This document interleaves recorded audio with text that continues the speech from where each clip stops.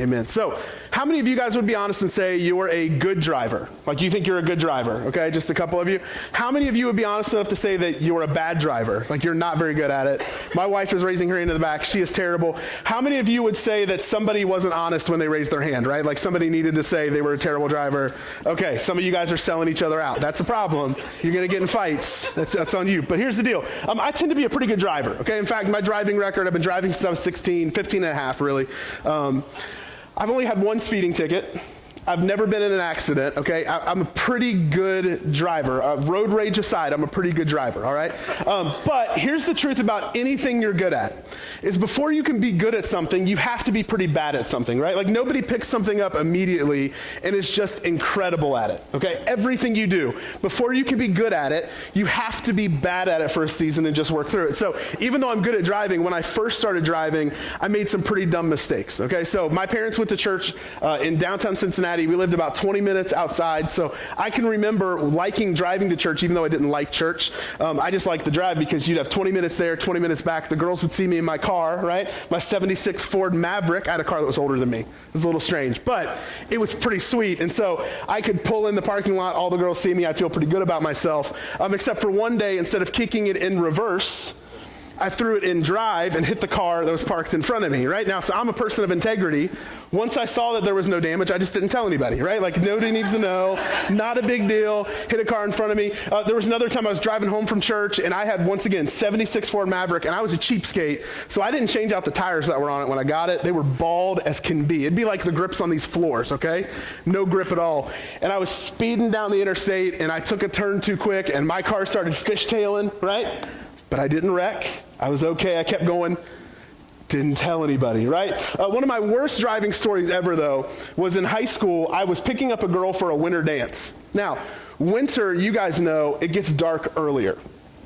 And so I lived out in the country, so it's all these country roads, and where this girl lived, I had been out there once before, and it was out, like, when I say I lived in the country, she lived in the country of the country, okay? So everywhere out there, it was just fields, and then all of a sudden it would be trees.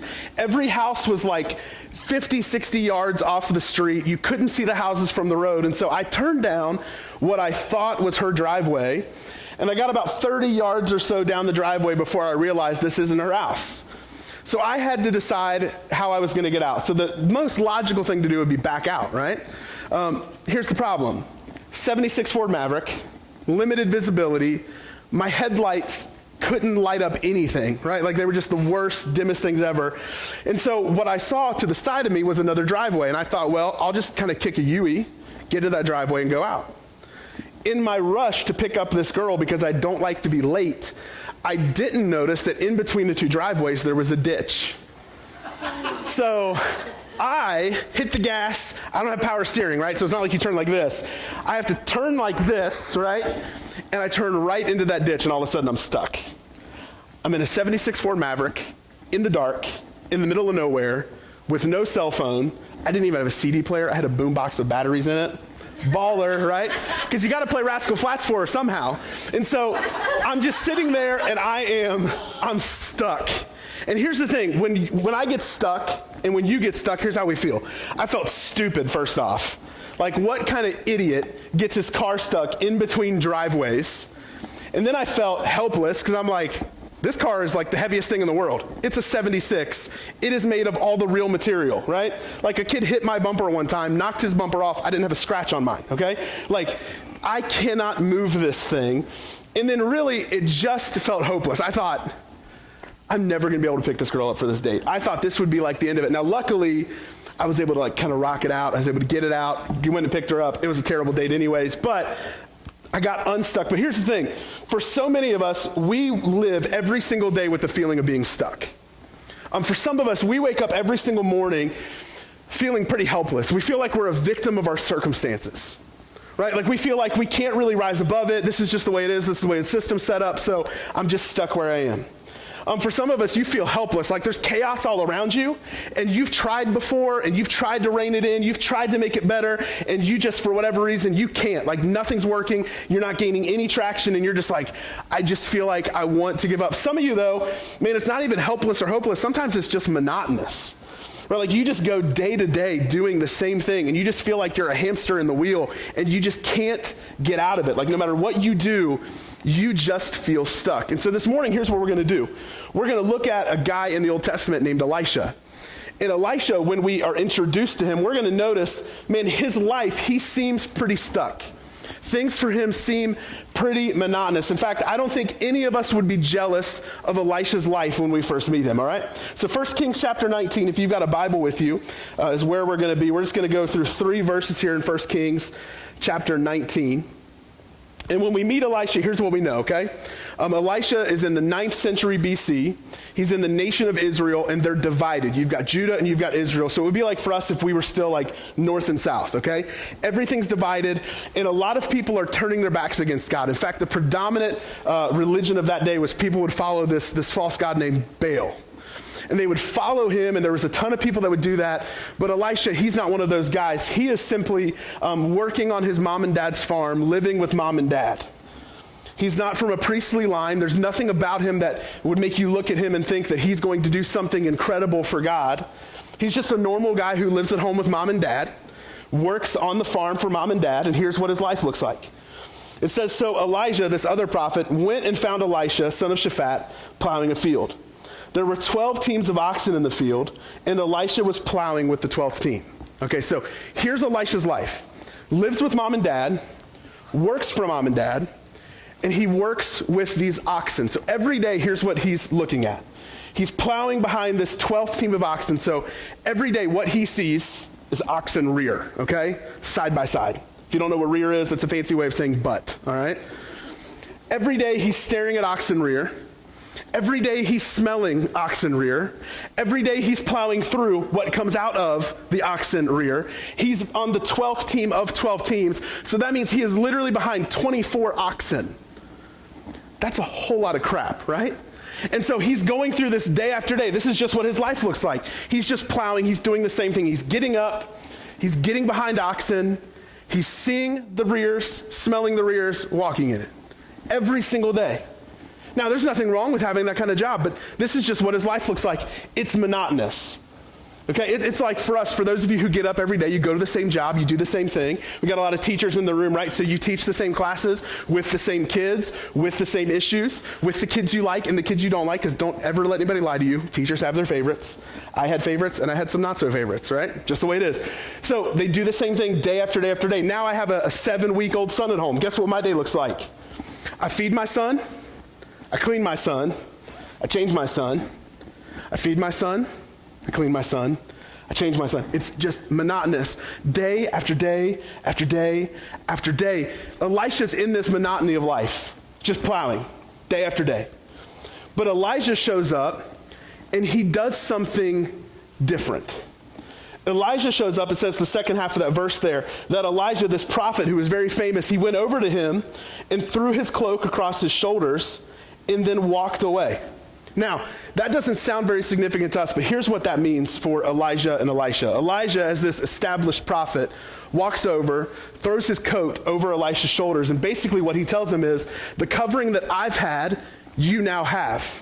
The purpose of my life now becomes the purpose of your life. The way that God's gifted me, he's now going to gift you. Elijah is inviting Elisha to follow him and to step into what God has for him, to step into this next step, this next phase of his life, to leave behind the monotony and step into God's purpose for his life. He's giving him an opportunity to change. And here's the funny thing about that is, notice how suddenly it happens. Elijah just shows up all of a sudden when Elisha's just doing what he always does. And he's just doing it with excellence. Can I tell you, most of the time when God speaks to you and to me, he's going to speak to us in the midst of what we're already doing. He's going to show us what's next when we're doing what we're doing with excellence. God will interrupt everything in your life all of a sudden, and it's not even going to be crazy explicit.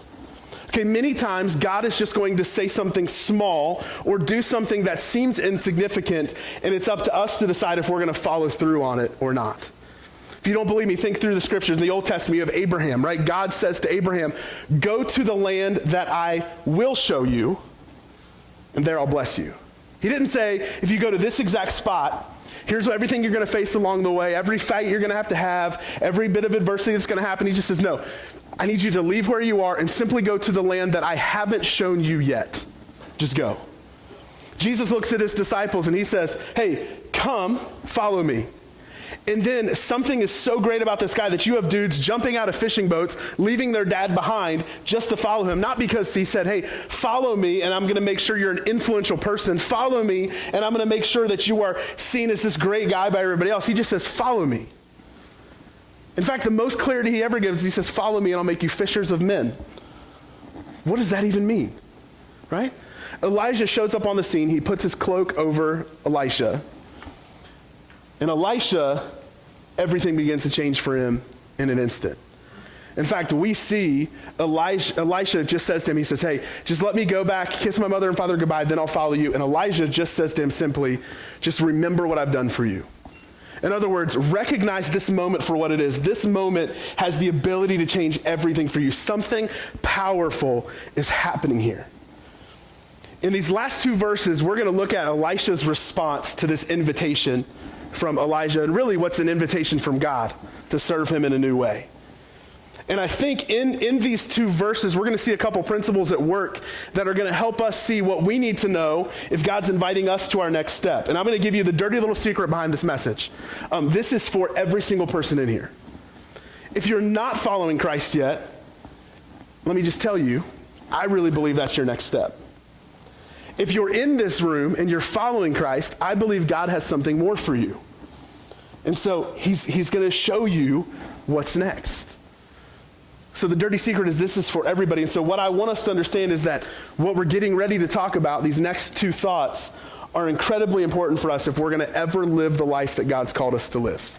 So if you're taking notes, man, I would encourage you to write these down. But here's the first thing that we see for how we should respond when God calls us to our next step. And we're going to look at Elisha's life here. First thing is this, is that you don't have to understand fully to obey immediately. You don't have to understand fully to obey immediately. I'm going to say it one more time for those of you taking notes. You don't have to understand fully to obey immediately. Elijah speaks to Elisha, and here's Elisha's response in verse 20. It says, Elisha left the oxen standing there, all 24 of them, ran after Elijah and said to him, first, let me go and kiss my father and mother goodbye, and then I will go with you. Notice how little Elisha knows in this moment when he says he's willing to leave all of it behind. All he knows is somebody came over and put his cloak on his shoulders. That's it. He hasn't been told of the miracles he'd perform. He hasn't been told of all the people he would reach, all the people he would help. He wasn't told of how God would use him mightily. He was simply just given an invitation. And notice all he says is, all I want to do is kiss my father and mother goodbye, and then I'll follow you. That's it. Now, what he didn't do is he didn't stop and pray about it for 3 weeks. Nothing wrong with prayer, but for many of us, we will use prayer as an excuse for inactivity. He didn't stop and pray about it for 3 weeks. He didn't consult all his best friends to see if they all agreed with it. He didn't make a list of pros and cons to think, oh, is this the right thing? He just simply knew something is happening. God's doing something here, and I need to follow through on it. You don't have to understand fully to obey immediately. Now, some of you might be thinking, that sounds a little crazy. Here's the thing. That's not even just a spiritual principle. This works out in everyday life, okay? So if my wife looks at me and says, I just need to watch The Notebook and eat some chocolate, I don't need to understand fully. I just need to go to Redbox, get The Notebook, and get some chocolate, right? I obey immediately. I don't have to understand fully to obey immediately. I just know, hey, here's what she needs, here's what's required, here's what I'm going to do, right? You don't have to understand fully to obey immediately. You can start stepping into what God has for you right away. In fact, you even look at a guy like Paul. When Paul was converted in the New Testament, he just immediately started going out and preaching based off what he knew. He didn't wait around forever. He didn't wait for approval from everybody else. He just obeyed what God told him right away, and the course of the known world at that point was changed because this guy obeyed immediately without understanding fully. You do not have to know it all to fully follow God, okay? You can follow God right now, knowing in part what he wants for you. And once again, this message, it wrecked me this week. And here's what I thought of, is I thought of at 18 years old, I've been a Christian for a few months, and I was sitting in this room where my youth pastor was praying for different people, and he was walking back and forth across the room, and I really felt strongly in my spirit God say to me, you can do what he does. You can do what he does. Just a few words, right? 6 words. And here's the thing, those 6 words set my life on a trajectory that I couldn't have planned for myself. Right? I went from there and ended up going to a different college, signed up 2 weeks before classes started, moved to Tennessee. I'd lived in the same town my whole life, met my wife, moved to South Carolina to start a student ministry, moved to Akron to be a part of a student ministry, started a church in Akron, Ohio. Here's where I am. All God said was, you can do what he does. God didn't tell me everything right away. God simply gave a picture of what it could be, and then it was up to me to chase after it. I think one of the scariest things we can do is God puts a promise in our heart, or God tells us that he has something for us, and then we just wait for him to unfold everything. Right? We sit there and we go, okay, well, if I knew like the next 3 steps, then I'd be comfortable taking this first step. Or I just wish God would tell me all of it, because then I could know with complete certainty that this is what God wants me to do, and then I'll jump after it. Can I just tell you this? I think many times God isn't giving you the next step because you haven't taken the first one. You're wanting certainty. God's wanting you to walk in faith. We will never become the people that God's called us to become if we wait to understand fully before we obey. You can obey immediately without understanding fully. All right? Second thought is this, is that those God uses the most are the ones who hold on to the least. Those God uses the most are the ones who hold on to the least. Elisha's response after he talks to Elijah, Elijah says, hey, just remember what I've done for you. Lets him know this is something incredibly important. Elisha then does something that might seem kind of harsh to us, okay? The Bible says this in verse 21 of 1 Kings 19. It says, so Elisha returned to his oxen and slaughtered them. He's got 12 teams of oxen out in the field. He kills all of them. Now, that sounds harsh to us. If you're a card-carrying PETA member, you're probably hating this right now. But for him, this was actually pretty normal. In their culture, it was normal if God showed up, if God spoke to you, if God gave you a glimpse of your future, you would offer God a sacrifice. And so this, while it might not be the coolest thing to do, and it might not seem like the greatest thing to us, this was the logical thing for him to do. But what Elisha does after this is actually completely illogical. In fact, it's kind of ridiculous. Is Elisha slaughters all of these oxen, and then it says he used the wood from the plow to build a fire. So he didn't just get rid of the oxen, he got rid of the plow that he was going to use if he ever decided to come back. So here's what Elisha just did. Elisha cut the safety net. He got rid of his plan B. He decided that even if I felt like this thing following God wasn't working out, I can't go back to where I was. I can't go back to doing what I was doing. He gets rid of everything he has at his fingertips, everything he has that would have made it safe for him to take a risk. He gets rid of every single bit of safety, and he decides to get rid of the plow. Burns it up. Before a Christian could ever burn a book or burn a CD, he was burning his plow. And he decided, I don't want to go back to what I was at, where I was. I want to step into what God has for me. See, I think for every single one of us, the truth is there are some things in our life that we need to burn. Maybe not physically, right? But honestly, we just need to get rid of. There are some things, some bad things and some good things that we're holding on to, that as long as we hold on to them, we're never going to step forward into what God has for us. And so let's start with the bad things, because those seem the easiest, right? Like, there are attitudes and behaviors that we have in our lives that we know, as long as I'm doing this or I'm thinking this way, I'm never going to step into what God has for me. Right? Like I think one of the most important things we can do as people is just be people who are disciplined, right? That's not easy, but if we're disciplined in our following God, if we can make time for him every day, we're going to see ourselves move forward. But if I'm not disciplined, it's going to hurt me. So my lack of discipline is something I need to burn. If I can make it personal for a second, here's what I know in this season of my life that I need to burn is my negativity. When things first happen, okay, my natural response is I'm very half glass empty. Okay? Like, not even half glass empty, but like, there's only a drop left in the glass. That is my natural reaction. I have to take a few minutes to process before I can force myself to think about it from a positive standpoint. I just tend to be naturally negative. But here's what I know. God doesn't need me to be negative. He doesn't need me to be negative on the future of what he's doing in my life and what he wants to do through me. He needs me to be positive, to trust him. I've got that negative thing that I very much in a very real way need to burn and need to get rid of. But it's not even just the bad things. Sometimes it's the good things too. So we confuse ourselves because we think, well, if it's a good thing, then it's not bad if I hold on to it. But I think we could agree that having a plow isn't a bad thing. In fact, it probably makes a lot of sense because his dad could use it on the farm. His dad's probably kind of ticked off thinking, why'd you get rid of my plow, right? But he gets rid of it because even a good thing can hold us back from God's best for us. Even a good thing could keep us from fully stepping into what God has for us because these good things give us the illusion of safety. They give us the illusion of control. And here's what I'll tell you. As long as you and I attempt to control every part of our lives, we're not giving control to God. Because we're trusting our own strength, our own power, our own mind. And we're not giving it to God and saying, okay, God, once again, I'm giving this to you. I trust that you're going to do something great that I could never, ever do on my own. There are some very real things, some very good things that you and I need to get rid of if we're going to fully follow God into the future that he has for us. So here's what I know. I know that when we have a conversation like this, it is easy for a few moments to feel inspired. In fact, you might have felt hope about something for the first time in a little while. You might be thinking about going, you know what? I don't need to give up on this. I can actually chase after that. I can obey God immediately. I can step into what he has. I can try this again. And you feel inspired. You feel pumped up. But can I tell you the next feeling you're likely going to feel? It's fear.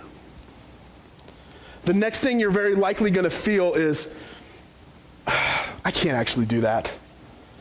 You're going to think, well, I can't actually give that up. Why would I ever give up a good thing? And you're going to begin to want to go back to just simply what's comfortable rather than what's correct. So I want to help you practice a little discipline here that has really helped me as a guy who tends to be, glass half empty and almost empty completely and dry as a bone. It's a principle I heard a few years ago from a guy named John Acuff. He says, whenever you're making a decision, okay, forget even spiritual decisions, just decisions, and that negativity, that fear creeps up, the first thing you need to do is chase down the fear.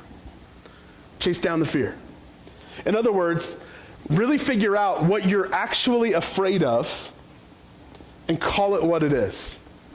Because I know for me, most of the time the fear is not actually of trying something and failing. The fear is often that I'm going to look like a failure.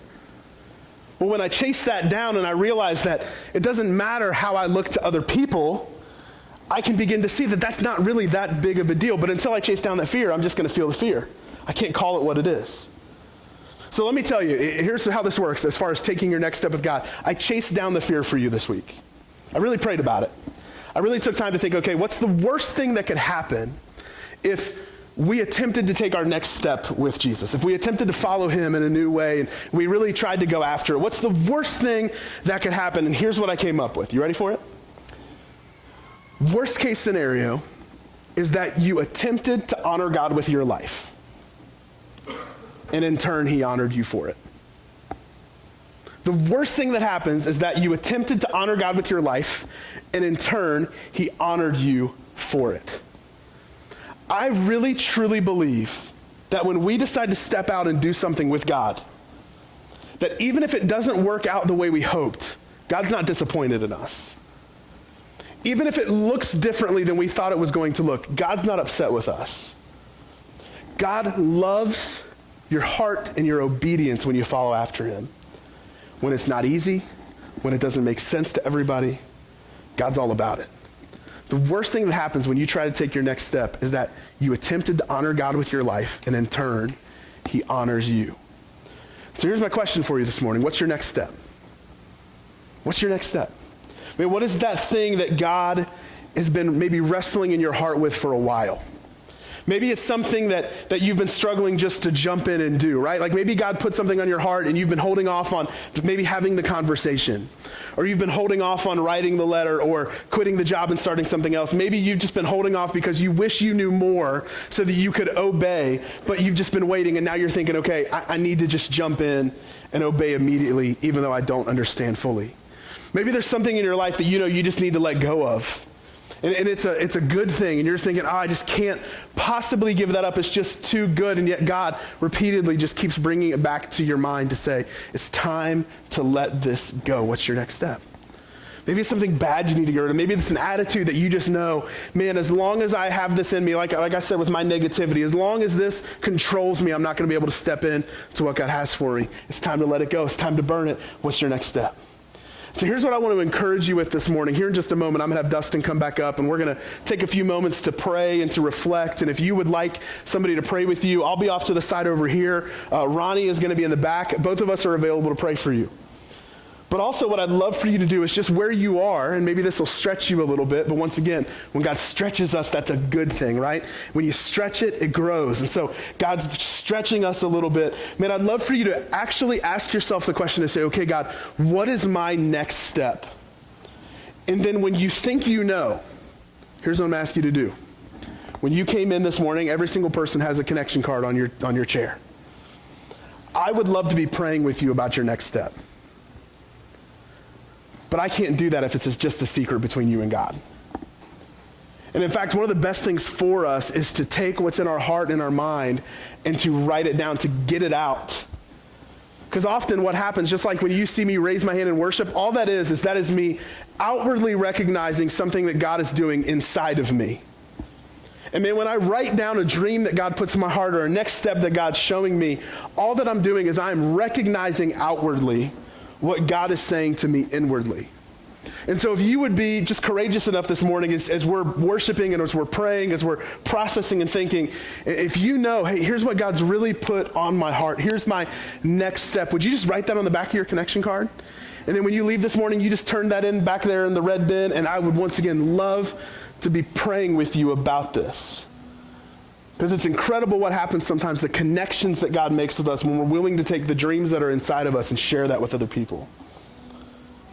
One of the worst things we can do is keep it hidden. Will you guys stand with me?